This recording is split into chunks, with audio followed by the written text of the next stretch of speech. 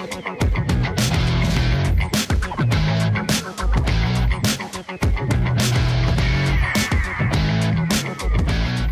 everyone, and welcome to the Purple People podcast. I hope everyone had a Merry Christmas. My name is Kyle West, and alongside me is Adam Carlson. What's up, Howdy. Adam? Not a whole lot. Just enjoyed the holiday season. I've been enjoying Vikings football. Oh, I've been just having a good time. How about you? I'm having a grand old time over here, especially when the Vikings win 23-6 in a game that earlier in the year I would have thought we would have got completely blown out in. Oh yes. Yeah. I still didn't think that it was going to be this kind of game. I was very pleased. But let's go right into talking about our game ball and our donkey, because this game, where I assume we're going to have a lot to say about it. Mm-hmm. My game ball goes to Harrison Smith. Good choice. 7 tackles, 1 forced fumble. The guy is the heart and soul of this defense now. He plays like there's no tomorrow, and I love watching him play. And Who do you have? I am going to let's go with Fred Evans. I think big old Fred Evans getting that sack out there was really neat, and I like seeing our younger players like him stepping up and contributing to the game. Oh yeah, that was a key play right there. Yeah, definitely. All right, my donkey. This was a tough one for me because I hate to pick on the guy that I think has the potential to do better, but I got to go with John Carlson. 2 targets, no catches. He looked completely out of rhythm out there. I'm hoping for more next week. Yeah, I'm going to agree with you on the John Carlson one. For my donkey, I am going to go with nobody because I believe in keeping the positive vibes going for this team moving into the Packers game coming up, which we'll be talking about here shortly. I thought you were going to give my family the donkey for not getting me any Viking stuff over the holidays. Well, I was going to. We joked about that before the show started, but didn't know if you wanted that one brought up on air or not. That's fine. I have no problems with it. We can joke about it. All right. Well, let's go into talking about the offense now. The main thing going into this game was looking at Adrian Peterson. Now, he had 25 carries and only got 26 yards.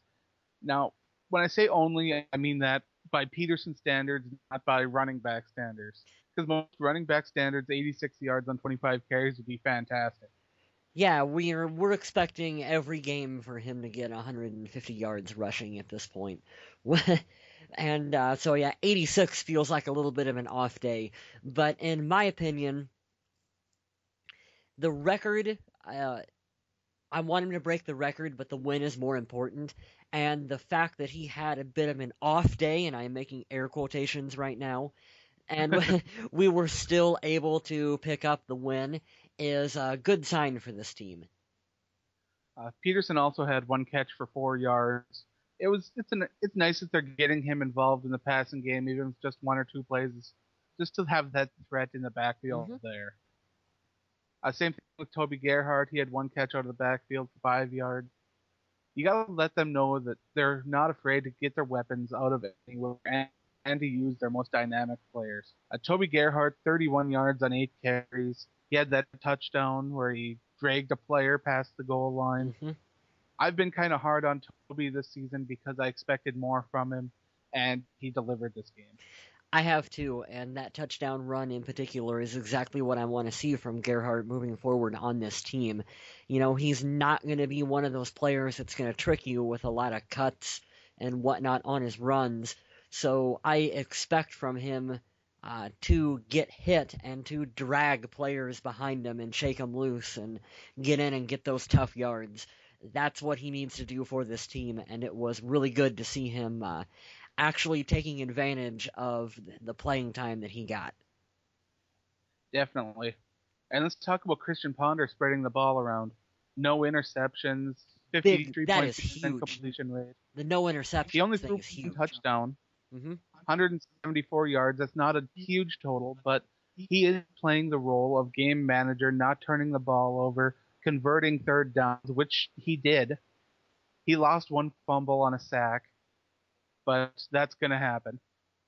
Yeah, and that's what this offense is going to be all about is Ponder and the rest of the passing game just managing it well enough and making the defense respect them well enough to allow Adrian and Toby too, when he gets his number called, to get out there and do their thing in the running game and just pound the heck out of other teams' defenses, wear them down, and control the clock.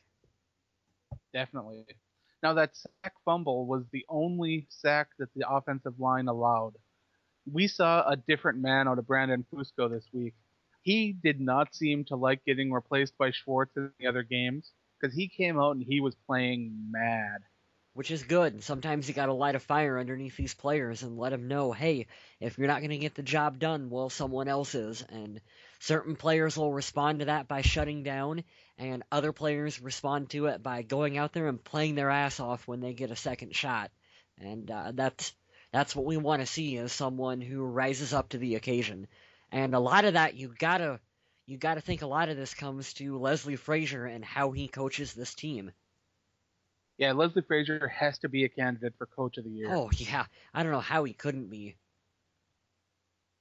Let's also take a look at the wide receivers in this game, because although I didn't make any notes about any of them, and most of them, I don't know, the ball got spread around enough to where there wasn't one key player at wide receiver that was making a huge difference.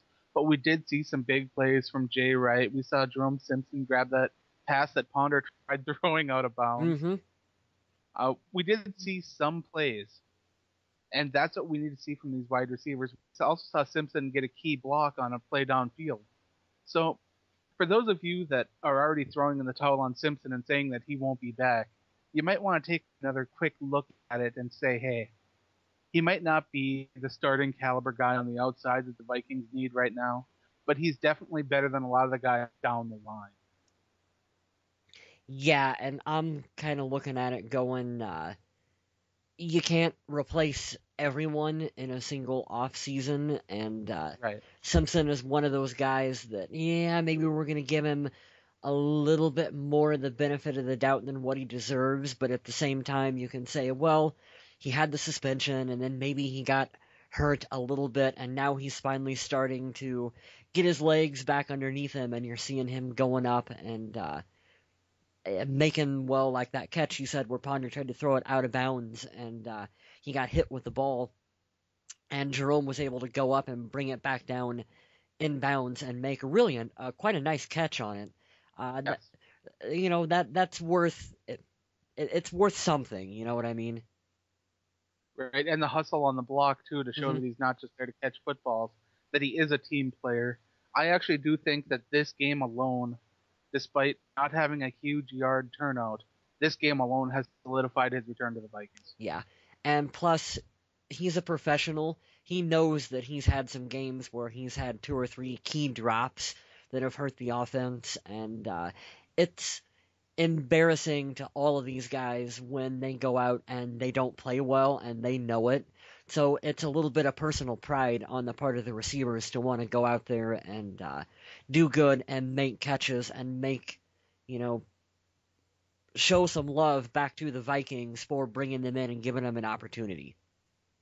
Definitely. And the Vikings lost two of their practice squad players this week when the Jaguars picked up Mark Asper and your homeboy, Alan Reisner.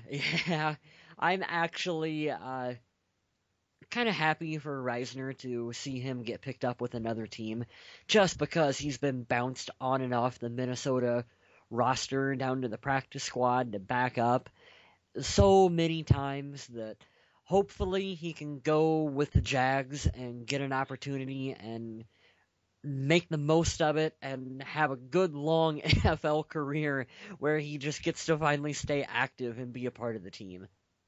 Hey, who knows? Maybe him and Tebow will have a good season next year. Yeah, I wouldn't count on it. Let's go into talking about the defense now. What part of this game defensively did you see as the key? The run defense in this game in particular looked like it had really tightened up and was looking like the Minnesota run defense that we've have been accustomed to for a number of years. And yeah, I love that. Was exciting to see that return. Did you see the numbers on Arian Foster? Let me scroll up. I got him right in front of me. 10 rushes for For 15 15 yards. yards, yeah, his longest was 8. You don't see defenses contain Arian Foster Oh, like that. He is elusive. He's wily. He finds ways to get yards. And the fact that this defense could hold him to that. I know it was only 10 rushes because they were behind a lot of the game and they were passing to keep up. But let's take a look at the other side of the ball now. Well, not the other side of the ball, but let's look at the passing game of the Titans, where they were only allowed 178 passing yards. mm-hmm. And that was on Two 32 different attempts. quarterbacks. What was that? From two different quarterbacks, Schaub and Gates. Oh, yeah. Now, how much of that can be attributed to the return of Chris Cook? I hadn't really thought about that too much. Of course, having Cook back out on the field is a big thing. Uh, I don't know. I just think it's more of a reflection of Leslie Frazier hammering in all season long that this is the kind of defense we're going to play. This is the style that we're going to play with this team. And it's sticking, and players are responding to it. And I think these are the results that you see of all the hard work that the team's putting in. Frazier and Williams have this thing where they're working so well together, Mm-hmm. and the players are buying into everything on that defense. And you're seeing the results of that. You're seeing the limited rushing. You're seeing the contained passing game. Andre Johnson got his yards, but Andre Johnson is going to get his yards. Mm-hmm. And then you look, okay, Andre Johnson had, 90 some yards? So the rest of the team He had was held to 97. about 80 yards passing, 80 yards receiving. That's impressive. It was a good performance by the Vikings. And a lot of people rip on Ponder for having low yardage outputs. He had 170. Ponder had 174 yards passing. Schaub and Gates combined 178.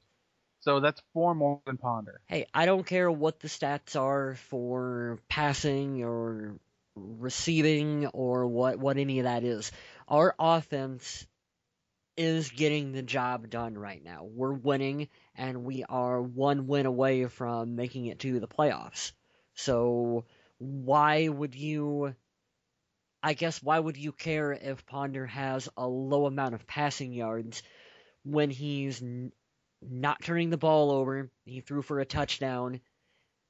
I I mean, I don't know. There's a point where you're over dissecting it, I think. Yeah, people are looking too much into it. Yeah. Right now, this is still Adrian Peterson's team. When things fail on that front, which I'm not going to say that it failed this game because Peterson still had a good game. Mm-hmm. But Ponder was able to step up and make plays with his arms and with his legs. An interesting fact about that Ponder run. Did you know that is the longest run that the Texans have given up all season? No kidding, I didn't know that. Yep, there's your strange fact for the day. And that's actually really interesting.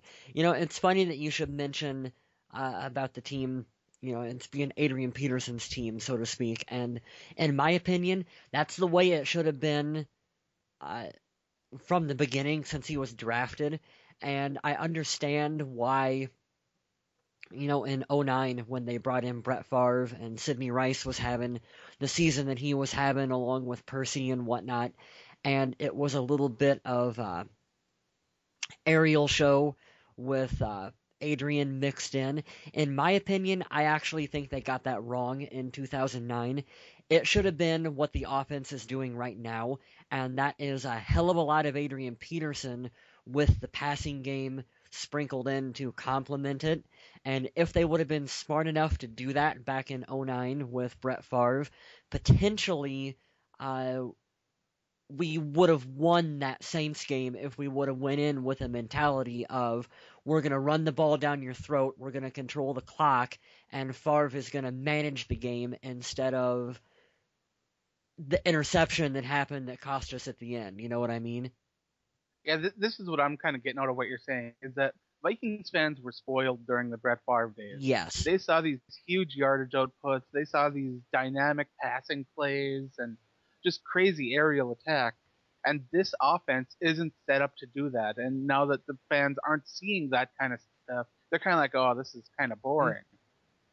Is it boring? Yes, but this offense is designed to pick up first downs, move the ball down the field, win the field position game, and then take that, build a lead, and sit on it. Yeah, and I'm a running back kind of guy, and it is to me just as exciting to see Adrian rip a 80-yard touchdown run as what it was back in the day to see Culpepper and Amos for a touchdown through the air. Because running back is my favorite position on the offensive side, I think it's more exciting for me to see a big long touchdown run like that from Adrian. So I'm really glad to see how the team is using him, and just they're gonna run him, and you're not going to stop him. Now the defense got 4 sacks on Schaub and Yates, and that's not a bad output. Could have been higher, but the Vikings were also without Brian Robinson, who was having shoulder problems. As you know, he sprained his AC joint and he was out during the Texans game. Mm-hmm. But he should return for Week 17 against Packers. Because we're gonna need, which is a good thing, because we will need everyone that we have to suit up for this game, because it is the most important game of the season. Well, let's talk about having everyone on the field, because that includes Antoine Winfield. Mm-hmm. Now, he broke his hand in the game against the Texans. Yeah, and he just kept played playing. the whole game through the pain, and he's going to wrap it up, and he will play on Sunday. Yeah, did you hear what he said afterward? He goes, "Oh, I thought my hand was just bruised." And nope, turns out it was broke, Antoine. What's crazy is I've broken bones before, and in the heat of sports and everything, and when it breaks, you don't feel it. The adrenaline's pumping through you so hard that you don't even notice it's broken until later on, and then you're looking at it and you're like, oh, Yeah. and it hurts so bad. But at the time, you don't even notice. I mean, it's so crazy. But yeah, the Antoine Winfield should be playing.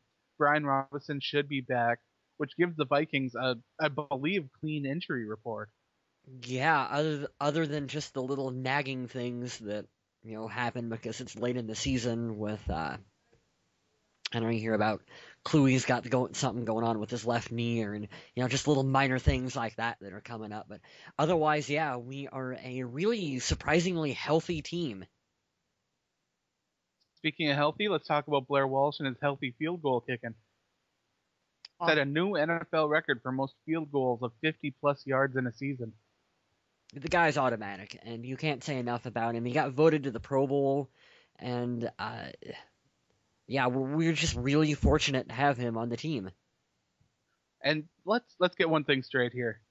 Don't take Greg Zerlin's nickname and put it on Blair Walsh. No. Blair Walsh is not Legatron. No. Come up with a new nickname for him, or work with the Blair Walsh Project. Do something. I'm sticking with the Blair Walsh Project. Legatron, for one thing, is dumb. I don't care what anyone says. It's a stupid nickname. And I don't. It reminds me of that band Ladytron. Do you know them? No, I've never heard of them. Oh, okay. Every time I'm betting most of our listeners haven't. Every time I see it typed out on like Twitter or whatever, I keep wanting to read it as like Legotron, and I'm like, when did they make a Lego version of the movie Tron? But I'd watch that. I would watch that too. I would if that was a game. If that was a game. We're getting off topic a little bit here. Yeah, 1% of our audience knows what the movie Tron is. I'm guessing less know about Ladytron, but hey, let's go in and finish talking about special teams before we talk about Peterson and all that. Chris Kluwe knows all about Tron. Chris Kluwe had an average to medium average, I guess, day punting, nothing special. But we pinned him on the 1-yard line. Yeah, we did, or he did. He was, and his punt, well, it got downed on the 1-yard line, so definitely that was huge. Kickoff coverage was solid. Mm-hmm. They're still not allowing any deep returns, and it's so glad to see that. And so far, I know I bring it up all the time, but that prediction that no kick return touchdowns, it's looking good. Mm-hmm. All right, now that we're through the special team stuff, let's talk about what people want to hear, and that's the Adrian Peterson update. 1,898 rushing yards on the season. Mm-hmm. Needs 102 to reach 2,000 yards. He can do that. He is going to set your DVR. I am confident that he's going to at least hit the 2,000 mark. And then you're going to see tons of stuff with AD2K. Oh, I don't want him to take that nickname either. I know, it's so unoriginal. Come on, Yeah. think of something else. He's got so many other awesome nicknames that, like, that. I actually don't like AD as a nickname for him at all. I like AP better, but at least that makes sense to me. I know his nickname was All Day, and I know I understand it, but it just doesn't work for me. I like Purple Jesus. I think that's pretty cool. And to beat Eric Dickerson's record, he will need 208 yards rushing, Yeah. which I wouldn't hold my breath for, but it's possible.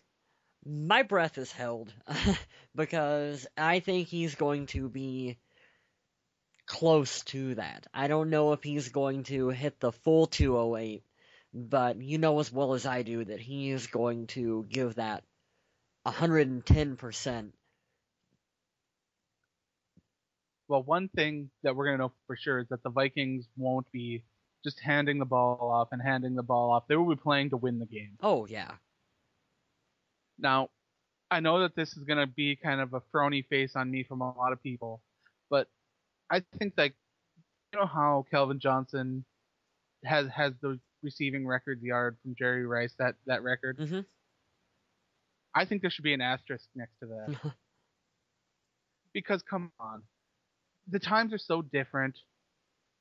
The Lions have 4 wins. They weren't playing for anything else. They were just bombing it up to him to get yards. At that point, there's nothing else to play for. I mean, Peterson's trying to break this record in a meaningful season. They're actually playing to win games. The Lions at this point, I don't even know if they're still trying.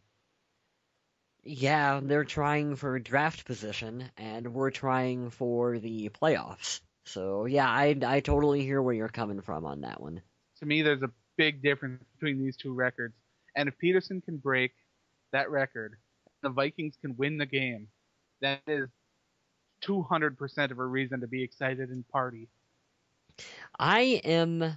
This is something I kind of wanted to bring up here. If this team makes it into the playoffs, which it's one game, beat Green Bay, and you're in, okay? Which I think they can do that. Well, I've got the scenarios down, and we'll talk about that in. Well, let me just make a quick brief over mention of that. Okay, yeah, go ahead and fill us in on that. Okay, here are the 2 scenarios where the Vikings make the playoffs. The first way is if they beat the Packers. If the Vikings beat the Packers, they have secured the number 6 seed. Now, the other way is that if the Vikings lose, they will need the Cowboys, the Bears, and the Giants all to lose to get in. Which doesn't look good because the Giants are playing the Eagles, and the Bears are playing the Lions. Huh. Yeah, and you don't want to have to rely on Detroit to do anything. No, but I just want people to know that if the Vikings do lose and there's a slim chance that we can back our way in. If the Bears lost and the Giants lost earlier on, there's a reason to watch that Cowboys-Redskins game and cheer for the Redskins then. Mm-hmm. All right, now that we got that broken down, let's go back to talking about what you were talking about there. I was gonna say that if this team makes it to the playoffs, which they've got a good shot to do, it's gonna be more exciting to watch this team in the playoffs than what the 2009 team was. And the reason why I say that is because the 2009 team, when it was the Favre Magic was out there on the field and we're blowing teams out of the water and all the experts are picking us to go to the Super Bowl, and then we play that tight game against the Saints and we lost, and that sucked, and that is a sore point for a lot of fans, and it just felt like such a letdown, the way that season ended. which Yeah, is it was tough. which letdown is something that Vikings fans are unfortunately kind of used to saying. Now, Yeah, we're familiar with that. this team was a team of zero expectations at the beginning of the year. Right. We were not supposed to be talking about going into the playoffs right now. And when we make it to that point in the season, whatever happens from that point on is just going to be exciting and fun to watch because once we get in with the style of football that we're playing, who knows what can happen? Because Right. if we can get a lead and we can control the clock with Adrian Peterson, Tom Brady's a great player, but if Tom Brady's sitting on the bench because we're running the clock out from underneath him, I mean, anything can happen. Now, Right. there's on the flip side, the style of football that we're playing means we can get into the playoffs and we can just get completely embarrassed in the wild card round by it would be against Green Bay again, right? If the Vikings win and the Packers lose, of course, the Vikings would be playing Green Bay in the wild card round. Yeah, so I mean, there's a chance that all the excitement could go out the drain as soon as we get to Lambeau Field, and we could just get completely blown away by the team. And but I guess my long-winded point here is that this team is just it's exciting to see because you don't know like you I legitimately don't know what's going to happen with this team when they get to the playoffs. Well, here's another good way to look at it. The first way is okay, anything past now or past even last week, Mhm. past the 8 wins, we should be looking at anything past here as a gift Yeah.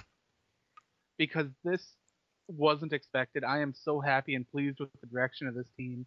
The second way to look at it, if you're already past all that and you're already feeling good about Mhm. that, this defense is playing lights out football right now. Yeah, it is.